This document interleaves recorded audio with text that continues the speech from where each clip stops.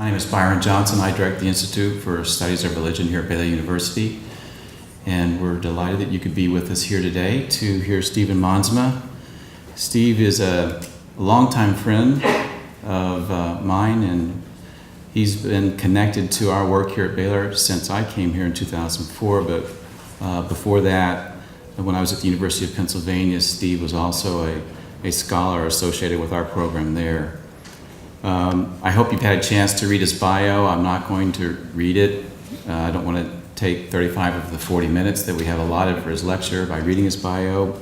Suffice to say that he is a world-class scholar and political scientist for many years at Pepperdine, and he's back at Calvin College for a second tour of duty.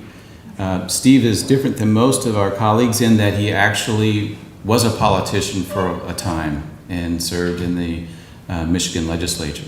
And he just brings such standing in the academic community to the study of religion and politics. And he's been incredibly interested in the role of faith-based organizations. People left, right, and center hold him in the highest of esteem. And I happen to be one of those people that just marvel at the amount of work that Steve produces and the way in which it is received by so many people. So he is a giant in the field. He's here today to talk to us about his latest book, which I have right here and is on sale out front. So if you have a chance to pick it up, and maybe we could even get Steve to autograph a few. So it's my good pleasure to welcome a dear friend, Steve Monsma.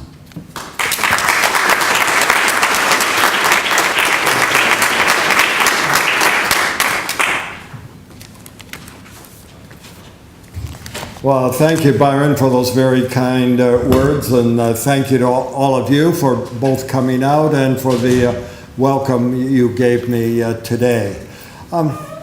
As you can see on the screen, the topic of my talk, what I'd like to spend the next 35, 40 minutes talking about, and then we hope to have a Q&A, so if you have questions, keep them in mind, so at the end you can raise them.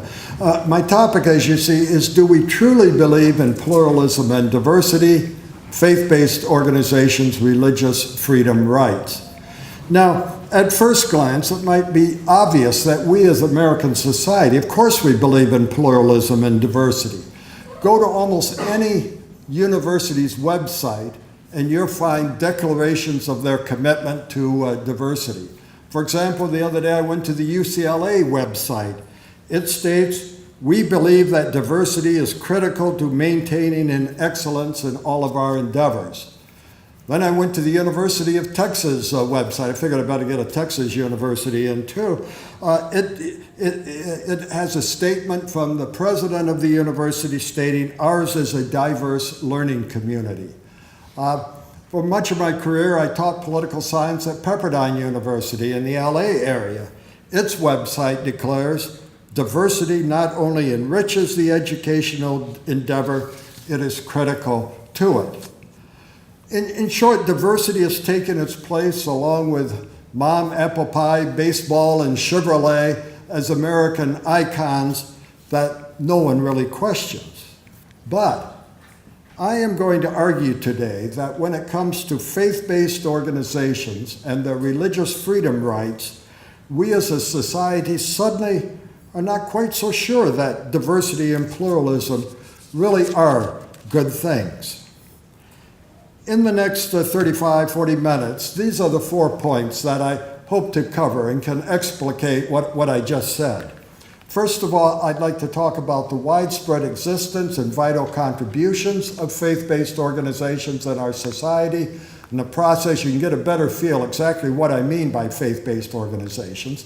Secondly, I'd like to talk about the religious freedom rights of faith-based organizations as being under threat. From there, we'll go on to try to answer the question, well, why is this? What's the underlying problem? And I will argue it's the dominant mindset or set of assumptions that we as a society tend to make towards faith-based organizations and their nature. And then finally, I hope I can at least give the outlines of my answer to this problem, the outlines at least of a better answer. So first of all, let's turn to this first point of mine, the widespread existence and vital contribution of faith-based organizations in our society. And you can touch on several areas. This is true in education. I shouldn't have to dwell long on this. In the middle of the campus of Baylor University, a Baptist faith-based institution of higher learning. But of course, there's many examples of this nature. In the Catholic tradition, we can think of Notre Dame. Mormon tradition, there's Brigham Young University. In the evangelical Protestant tradition, there's places such as Wheaton College, Calvin College that I'm associated with now. Pepperdine University is associated with the Churches of Christ, as is Abilene Christian in Abilene, Texas. I could spend the rest of my time citing how in education there's many faith-based colleges and universities. And I haven't even touched about K through 12 schools in the Catholic tradition, in Lutheran tradition, in evangelical Protestant tradition. There's a host of K through 12 schools. In healthcare, I only have to mention there are some 600 Catholic hospitals scattered throughout the United States from coast to coast. And there's other hospitals and health clinics and a variety of other religious traditions. In overseas relief and development efforts, this is one area where we have a little better and more precise documentation because Rachel McCleary of Harvard's Kennedy School put out a book a few years ago which reports a very complete study of faith-based overseas relief and development efforts. She was able to identify 200 such programs in the United States with a cumulative annual budget of over $7 billion. Among these is World Vision, an evangelical Protestant agency which is the largest non-governmental overseas relief and development agency in the United States, with a budget of over $1 billion a year, with 40,000 employees in almost 100 countries around the world. And then there's the social services more generally. I've spent quite a bit of my time studying these various faith-based social service programs. I've visited many of them. There's community development associations. There's welfare to work programs. There's prisoner re-entry programs, drug abuse, homeless shelters, spouse abuse shelter, adoption and foster care agencies. Again, I could spend the rest of my time just ticking these off and telling stories about the good work that they do. And any of you from Dallas, I know I spent some time a few years ago studying these faith-based organizations in Dallas, especially Central Dallas Ministries is doing, I thought, a superb work there. Now, before leaving this, I would make one additional note, namely that these faith-based organizations are indeed religiously based and religiously oriented in some serious ways. This fact is illustrated by these two quotations that you see on the screen. The first is the mission statement of Bethany Christian Services, which is the largest faith-based adoption agency in the United States with offices in about 32 different states. Its mission statement reads like this: Bethany Christian Services manifests the love and compassion of Jesus Christ by protecting and enhancing the lives of children and families through quality social services. In the course of writing this book that Byron Johnson mentioned, I interviewed Joan Rosenhauer, who's one of the vice presidents of Catholic World Relief. I asked her, well, in what sense are you Catholic? What does it mean that this is Catholic World Relief? This is her answer. The leadership team is very conscious of our Catholic identity. The mission statement is based on Catholic social teaching. Every staff person must embrace the ideas that flow from Catholic social teaching, such as the value of all persons and support for the common good. We do training in this. All this is background to my second point. And I might add, before going on, that we'll come back to this religious nature of faith-based organizations, that it's real and important to them, even though it varies somewhat, from one faith-based organization to another. They define their religious nature differently, but that does not mean that their religious nature is inconsequential or unimportant to them. So with that, we can go on to my second point, a problem. The religious freedom rights of faith-based organizations are under threat. That is, they are facing threats to their ability to maintain their religious character and to act in keeping with it. These threats, for the most part, take one of two forms, and you see the two bullet points I have on the screen. The first of these is a threat to faith-based organizations' right to limit their staffs and other personnel to those in religious agreement with them, both in terms of what mentally they assent to and believe, and also in the sense of the religiously based behavioral standards to which they hold. Earlier, you'll remember I mentioned World Vision as the largest non-governmental overseas relief and development agency in the United States. It requires, as an evangelical Protestant agency, it requires all of its staff members to sign a statement of faith that indicates they agree with the basics of the Christian faith as they have traditionally been understood. Several years ago, when 3 of its staff members stated they could no longer agree with the statement of faith, World Vision let them go. They in turn brought suit in the federal courts claiming that World Vision is not really a religious, but it's a humanitarian organization, and thus could not hire and fire staff without violating federal civil rights laws. Could not hire or fire based on religious grounds, of course, without violating federal civil rights laws. Now, World Vision eventually prevailed, but it had to go through first the federal district court and then the federal court of appeals, which by a close 2-to-1 vote sided against the employees and World Vision. Another example I can take deals with on-campus student organizations and their right to limit their leaders to persons who are in religious agreement with them. In other words, should an on-campus Jewish organization, for example, be able to require their leaders to be Jews who accept the basic tenets of their faith? And should on-campus Christian or Muslim student clubs be able to do the same? San Diego State University has withdrawn official recognition from 2 student religious groups because they insisted upon religious standards for their leaders. These student groups no longer have the on-campus privileges other student organizations enjoy. Christian student organizations have faced the same threat at Tufts, Vanderbilt, and other secular campuses. In a case that went all the way to the United States Supreme Court, at the Hastings College of Law in San Francisco, the Supreme Court ended up upholding its policy of requiring all campus student organizations to accept, even for leadership positions, all persons who wish to join, an all-comers policy as it was termed. Thus, today, the student chapter of the Christian Legal Society at Hastings Law School no longer has on-campus privileges all other student organizations there enjoy.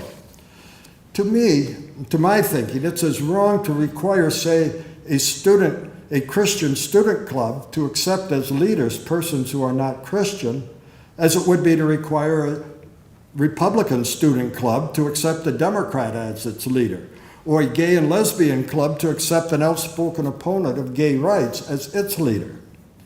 If an organization cannot control who its leaders and its staff are, it is in danger of ceasing to exist as an organization dedicated to a certain belief or cause. And when religious beliefs and religiously rooted standards of behavior are at stake, the religious character of an organization is threatened. We can go to the second bullet point you see on the screen. Namely the second threat to the religious freedom rights of faith-based organizations arise when government regulations require or bring pressure to bear on a faith-based organization to provide services that violate its own religiously based beliefs. For example, several states have required one or more adoption and foster care agencies to place children with same-sex couples on the same basis as they do single parents or traditional mother-father couples.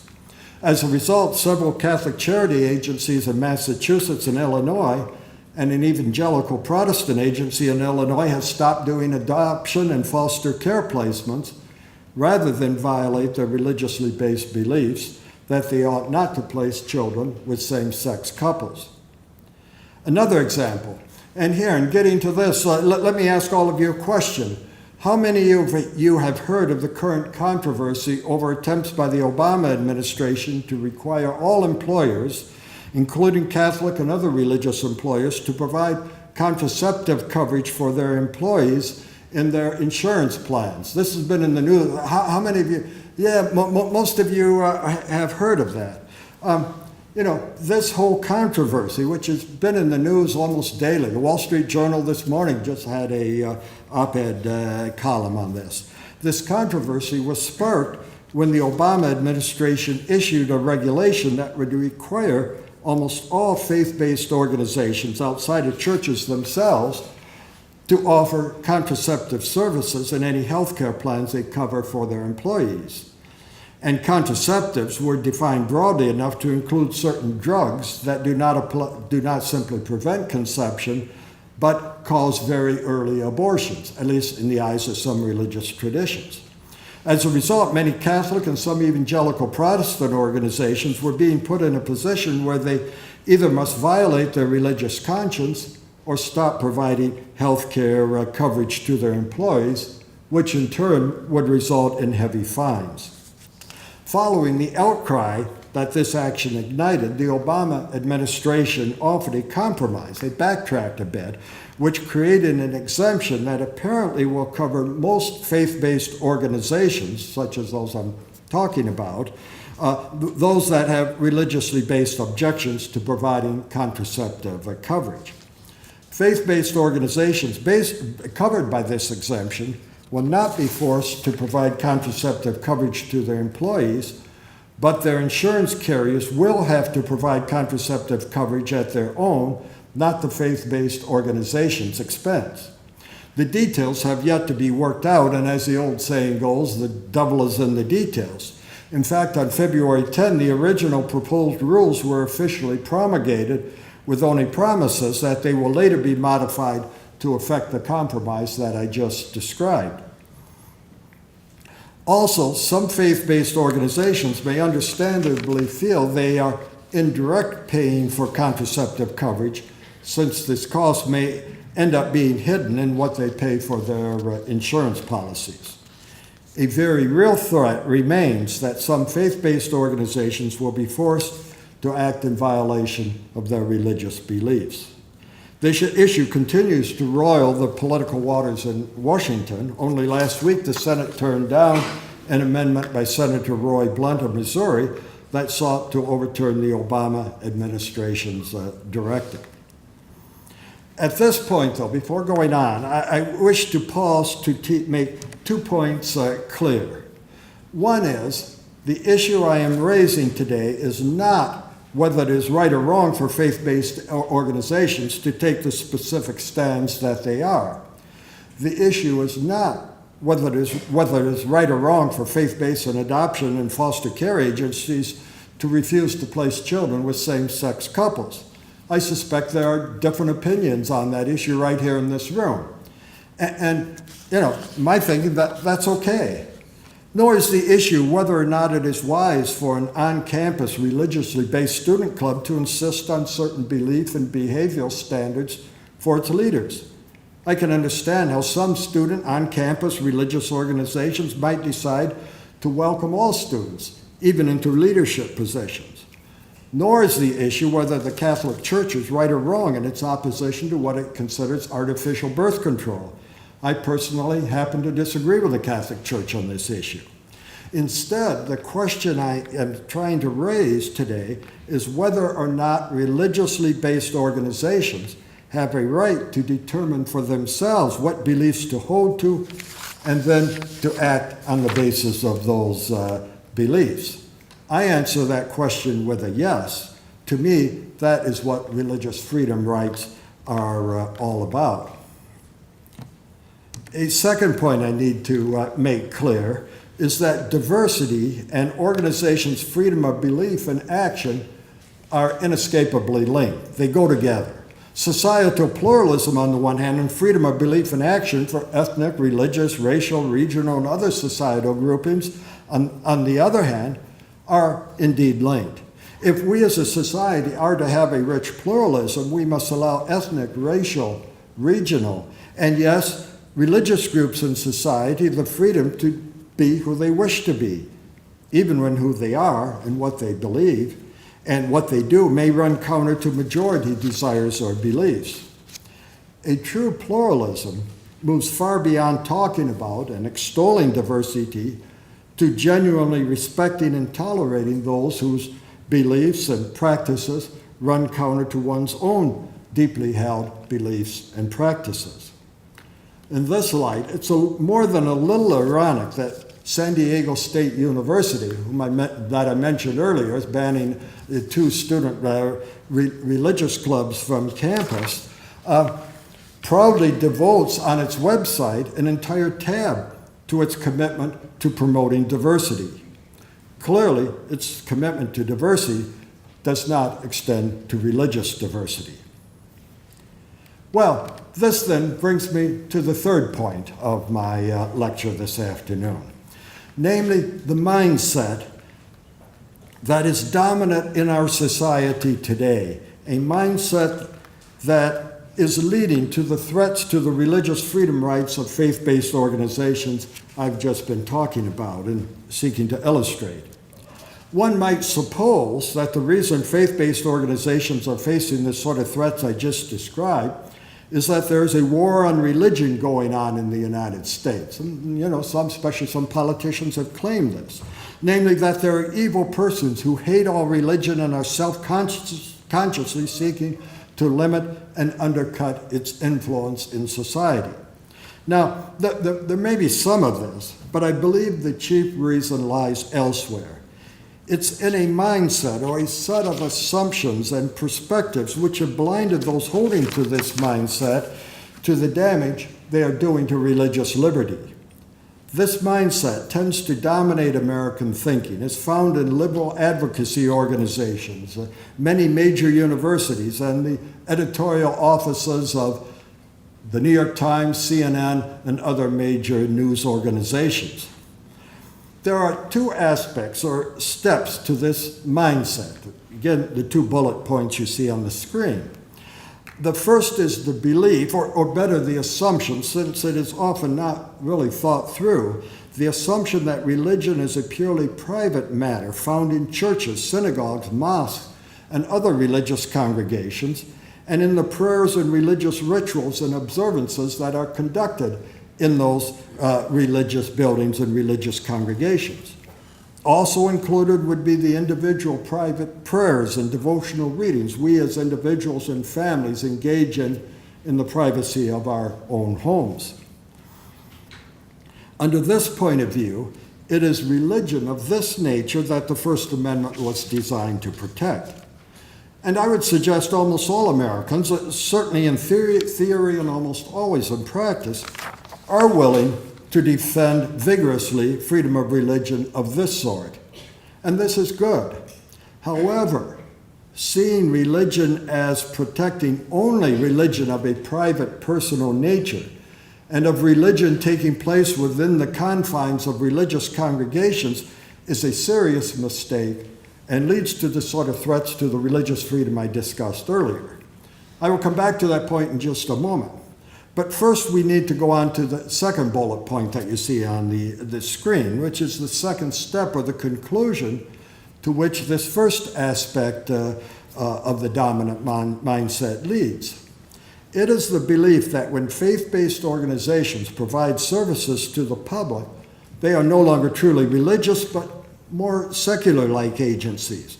Religious organizations stop being religious when they enter the public realm to offer tangible, practical services to the public, and then the same rules that apply to all other organizations offering the same services also apply to them.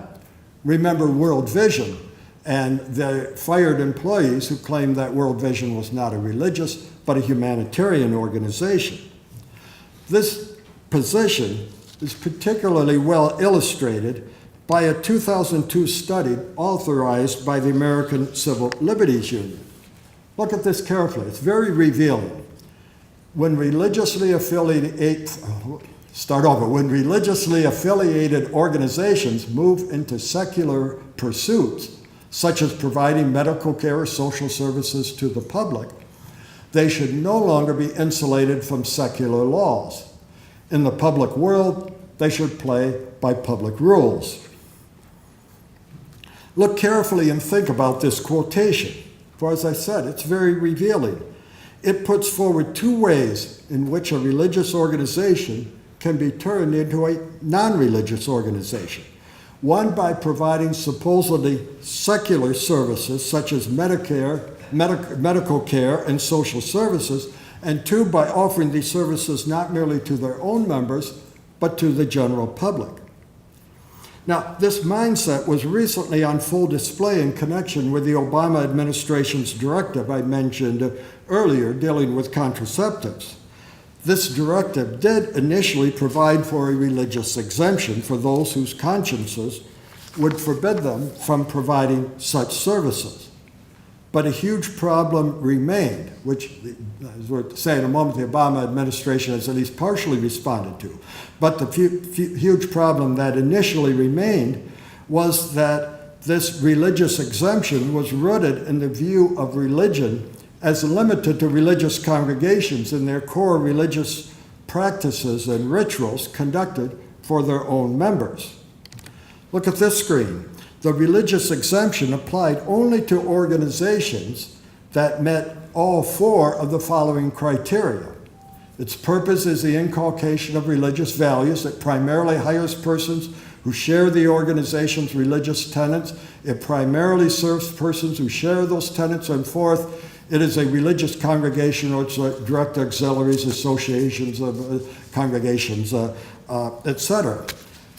Clearly, this exemption was crafted to protect the religious freedom rights of churches and other religious congregations. But the Obama administration initially saw no need to protect the religious freedom rights of non-church, faith-based schools, hospitals, adoption agencies, and other such service organizations. In doing so, in some ways we shouldn't fault the Obama administration, I do, but not all that much, because in doing so, it followed the dominant American mindset that sees them as not being truly religious entities, but by entering the public realm of health, education, and social services as having left the religious realm for the secular humanitarian realm. Since then, President Obama has backtracked and now recognizes that religious liberty is indeed an issue, and therefore attempted a compromise that partially, but only partially, meets the threat to the religious freedom rights of faith-based organizations, as we described earlier. But the fact that he initially had only the very narrow religious exemption I described here, and the fact that it was praised by leading liberal organizations such as the ACLU and by major papers such as the New York Times, is revealing of the strength of the mindset I just described in American society today.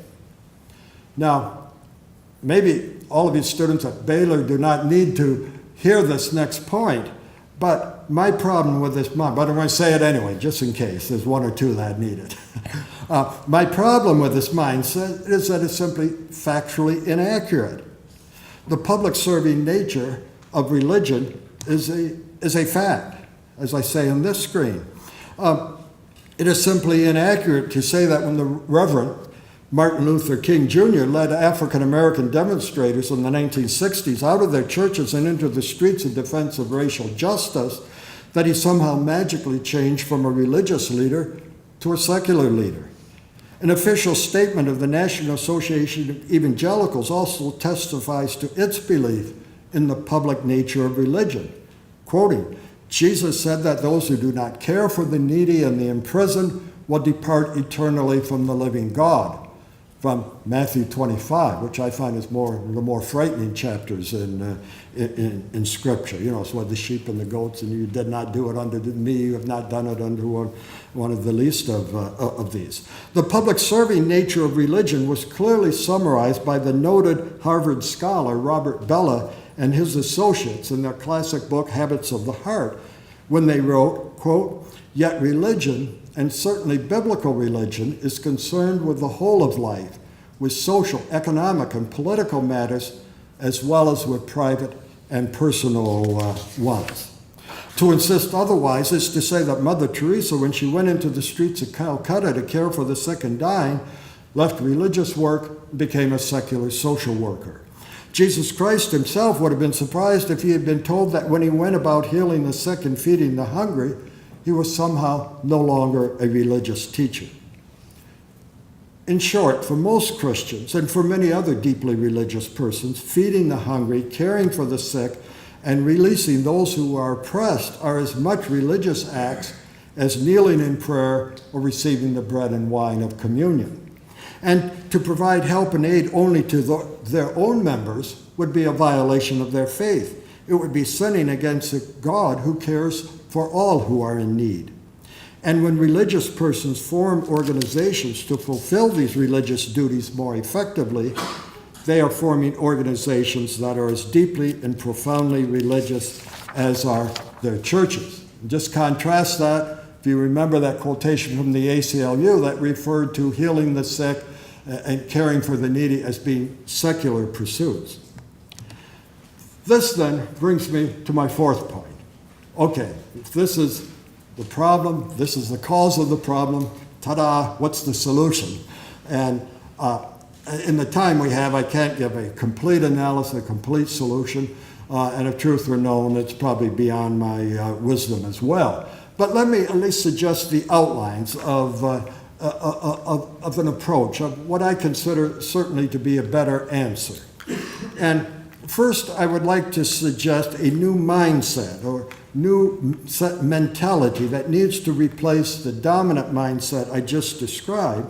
And then I will seek to apply this new mindset to the two threats to faith-based organizations' religious freedom that I described earlier.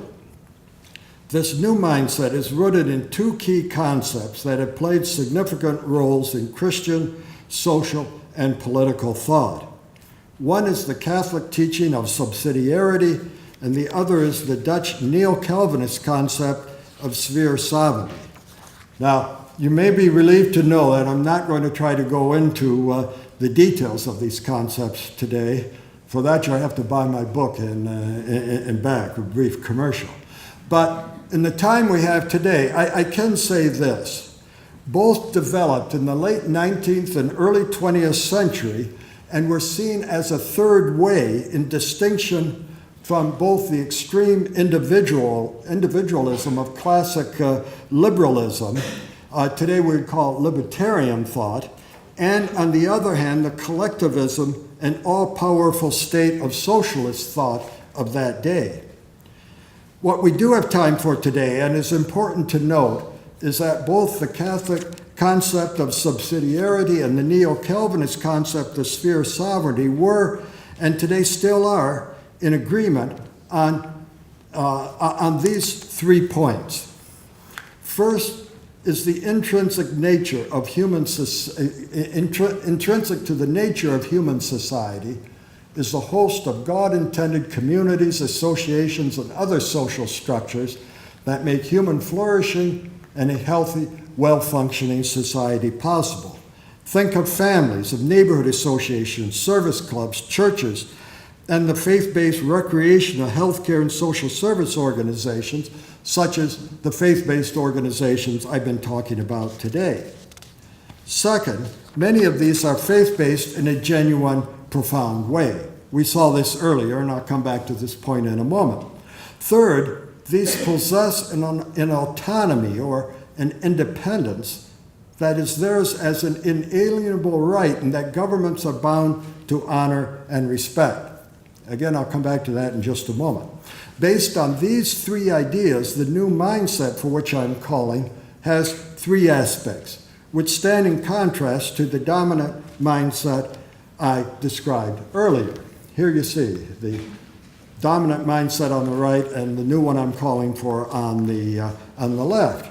First, I would suggest we as a society need to recognize and take into account the multitude of intermediary social structures lying between the individual on the one hand and society as a whole or government on the other hand.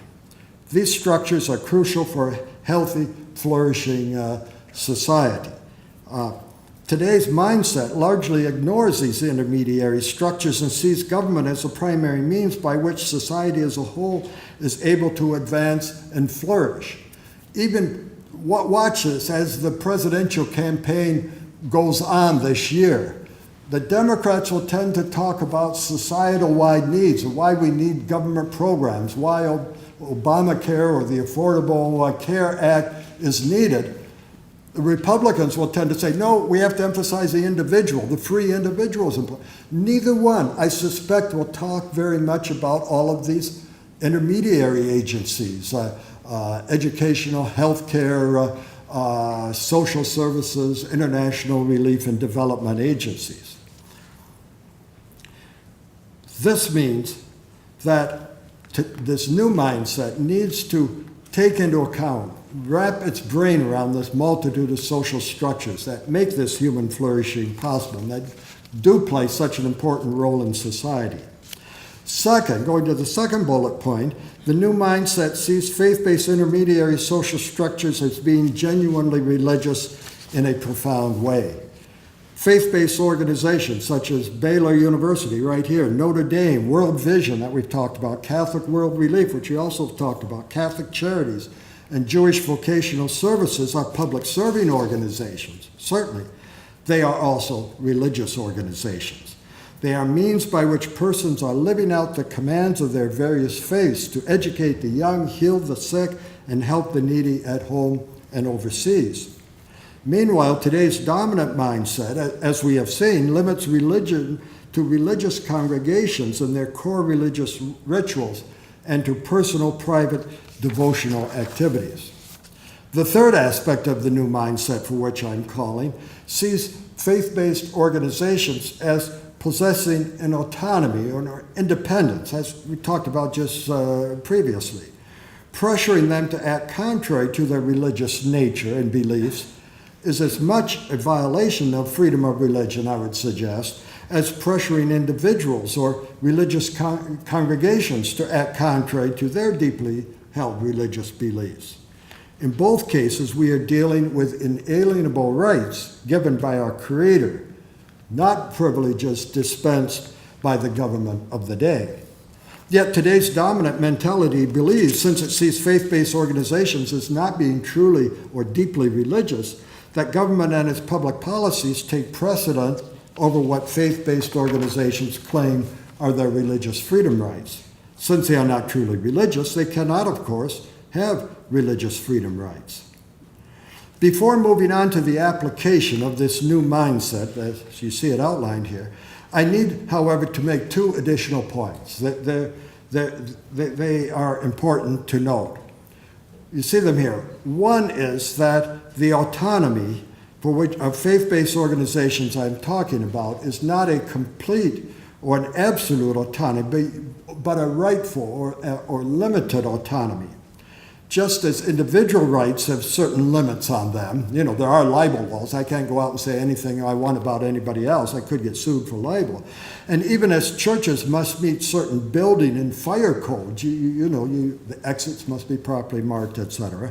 So also there are some limits on the religious freedom rights and autonomy of faith-based organizations for which I'm calling, especially when issues of health and safety are involved, or when you're dealing with a religious congregation that might be calling for violent, illegal activities. It's not an absolute autonomy, it's a rightful, limited autonomy. Second, my second point you see here, there is an important counterpoint to what I've just discussed. Religious groups need to accept the beliefs and actions of other religions and of secularists. Freedom of action ought not to be claimed for oneself and one's organization and then denied to others with whom one disagrees. It is wrong, I would suggest, for the gay rights movement to attempt to force faith-based adoption agencies to place children with same-sex couples in violation of its religious conscience. But it would also be wrong if ever faith-based adoption agencies would seek to block same-sex adoptions by agencies that have no moral objection to them. That's the counterpoint. Going on then, if I've argued for this new mindset, okay, you may say that sounds good in theory. How do you apply it to some of the here and now issues that our society is facing? And how would it respond to what I have claimed are religious freedom threats that faith-based organizations are facing? First, I would suggest the right of faith-based organizations to limit their membership to those in religious agreement with them is important and should be honored.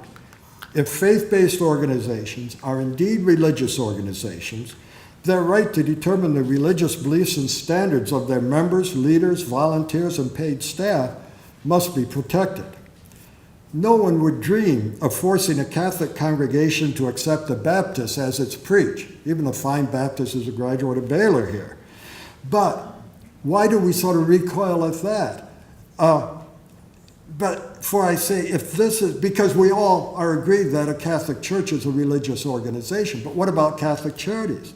If this is the case, and if a Catholic charities agency is indeed religious, and if it believes it is important that its executive director, for example, be Catholic, which is often the case, a respect for its religious character means it has a right to take the religious membership, beliefs, and religiously shaped actions of its executive director into account. Okay, but going on to the second bullet point. But what about the right of faith-based organizations not to provide services that violate their religiously based beliefs? Here, the right of a non-Catholic employee of a Catholic faith-based organization to receive contraceptive services as a part of our health insurance coverage clashes with the right of the faith-based organization to live by its deeply held beliefs. Similarly, the right of a same-sex couple to adopt a child from a faith-based adoption agency clashes with the right of the agency to act on its belief in the immorality of same-sex relationships. In that case, whose right should take precedence? In most situations, happily, I believe it is possible to respect both the religiously based beliefs of the faith-based organization and the beliefs and desires of those asking for the services the faith-based organizations find to be in violation of their faith. What is seemingly impossible can be achieved by providing strong religious exemptions for faith-based organizations who are objecting to providing certain services government regulations are requiring, but also providing that the faith-based organizations must provide information on other agencies that are willing to provide those services. In this way, those requesting the services would show respect for the faith-based organization and its religious beliefs by not insisting that it has to serve them, and the faith-based organization would show respect for those demanding the services it believes cannot in good conscience provide by informing them of other organizations that are willing to provide them. To me, this is what pluralism and diversity is all about. No one is forced to act against their conscience. No one is unable to receive the services they desire. Now, let me give a concrete example of what I have in mind, because often when you get more concrete issues or questions may arise. At several points, I mentioned, this ongoing struggle over the Obama administration's contraceptive mandate.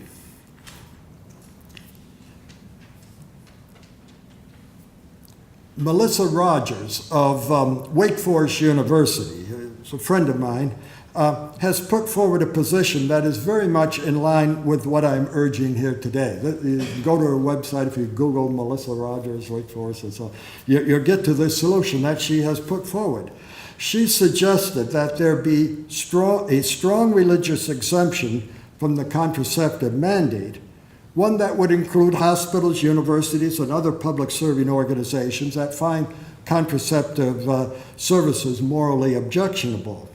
But faith-based organizations claiming this exemption would have to, first of all, inform their employees of this fact. Sometimes they might not otherwise even know this, and inform them of alternative ways they can obtain contraceptive coverage. Plus, their insurance carriers would be required to offer contraceptive coverage to the individual employees of organizations claiming this exemption, and to do so on the same cost basis as what the organization would have had to have paid for that coverage had it been included in its health insurance plan. But the individuals would have to pay for this additional coverage. It would serve as really a rider to the employer-provided health insurance plan. And in this way, no faith-based organization is forced to act contrary to its religiously informed conscience.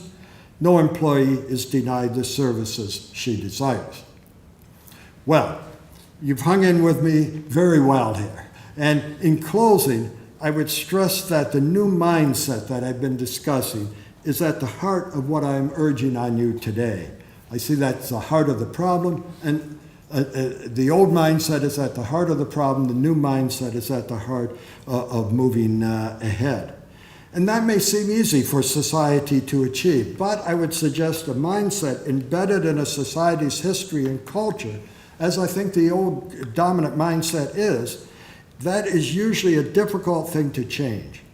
But there are at least some signs that change may be in the offing, and if we can ever learn to talk and truly listen to each other in thoughtful terms rather than in religious war terms, I am hopeful that what is difficult may in fact be achieved. I always like to end on an optimistic note, so that was my optimistic note for this lecture. Well, thank you so much for listening.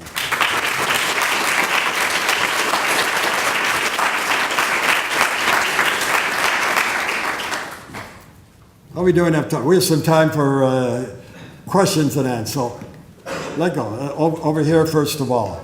There was a 9-0 decision by the Supreme Court back in January regarding a case, I think the Lutherans. Can you summarize that for me real quickly? Quickly anyway. This dealt with a Missouri Synod Lutheran school and one of its teachers. And this teacher I forget, the Lutherans have a category of between the ordinary layman and an ordained clergy. And she fell into that, and I forget the term right now, but she was more than just an ordinary layman, less than ordained clergy. Well, and she ended up getting in trouble with the school for a number of reasons, and brought suit against the school. And the school claimed that she had no right to bring a suit against it, and claiming that she had violated the terms of her contract, which, etc. And the Supreme Court went along with this, and it was surprising. In church-state issues, rarely does the Supreme Court ever have a 9-0 decision, but it did in this case. And to me, it was very encouraging. It reinforced the right of this Lutheran school to have control over its own faculty and to let someone go if she had violated what they saw anyway as the religiously based terms of her contract. Especially, some of this is coming back. It involved going into the secular courts rather than trying to settle the dispute internally. Now, what I did note, under the Missouri Synod Lutheran schools, the schools are part of the churches. In that sense, technically, they're not independent, freestanding schools. They're parochial schools. In the sense, they're part of the local church. In that sense, the court tended to see this as part of the Lutheran Church, plus her what I would call semi-clergy status in between ordinary laymen and clergy also played a role. So I think it was a positive decision, but it does not give a great deal of comfort to something like World Vision, which of course does not ordain persons. It does not preach the gospel, at least not directly overseas. It's a relief and development agency, even though from its point of view, it's doing so in the name of the church and the name of Jesus Christ. Sometimes these are called para-church organizations. And this most recent case has some comfort, but not a direct application to these parachurch or freestanding or faith-based organizations. Okay, anyone else? Yes, here.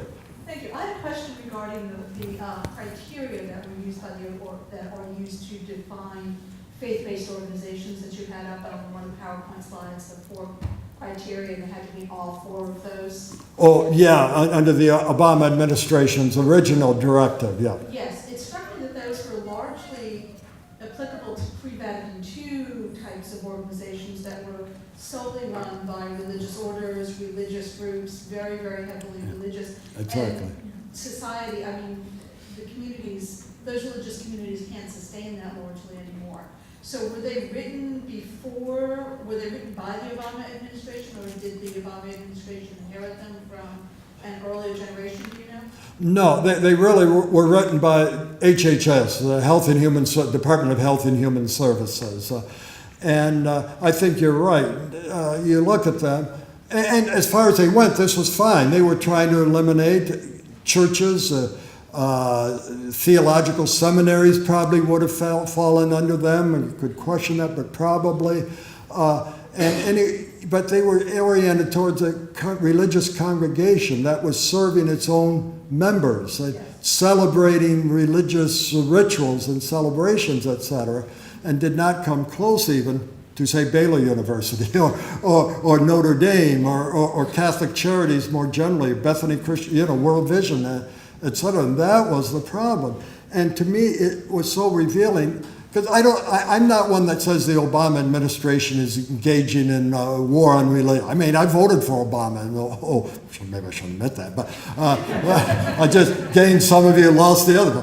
But so I'm not coming out of this hate Obama kind of a mindset. But I think he and his administration, and obviously he didn't sit in the Oval Office to write, they came out of the Department of Health and Services and Sebelius, who heads it, but they were just doing what comes naturally. If you think in terms of a set of assumptions and perspectives that you can trace all the way back to our founding and through much of American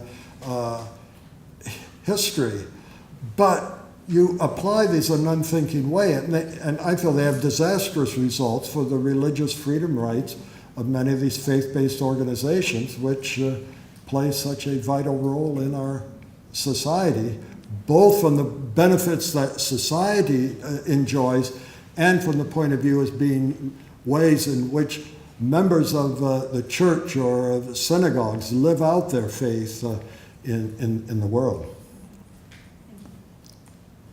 Anyway, okay, over here. I think a mic is coming to you.